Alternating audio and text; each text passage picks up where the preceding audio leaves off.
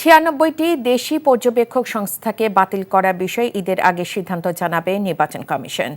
একই সঙ্গে নির্বাচন কমিশনের আইনে সংশোধনী ইতোমধ্যে মন্ত্রণালয়ে পাঠানো হয়েছে বলে জানান কমিশনার আনোয়ারুল ইসলাম সরকার।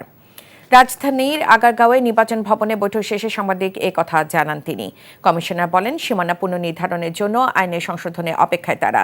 ভোট কেন্দ্র স্থাপন ও রিটার্নিং কর্মকর্তা নিয়োগেও পরিবর্তন আসতে পারে বলে ইঙ্গিত দেন তিনি। বিতর্কিত নির্বাচন সংশ্লিষ্ট কর্মকর্তাদের প্রত্যাহার ও শাস্তিমূলক ব্যবস্থা গ্রহণ করা হচ্ছে বলেও জানান কমিশনার আনোয়ারুল ইসলাম।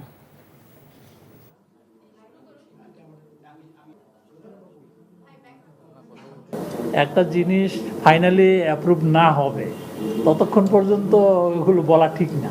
যারা বিতর্কিত ছিলেন তাদের বিষয়ে সরকার খুব কঠোর পদক্ষেপ নিয়েছেন, অনেকের চাকরি চলে গেছে।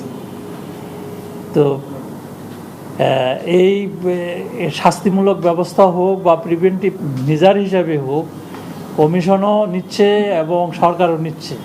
তো সুতরাং ভবিষ্যতে এই ধরনের হবে না, এটাই তো আমরা মনে করি।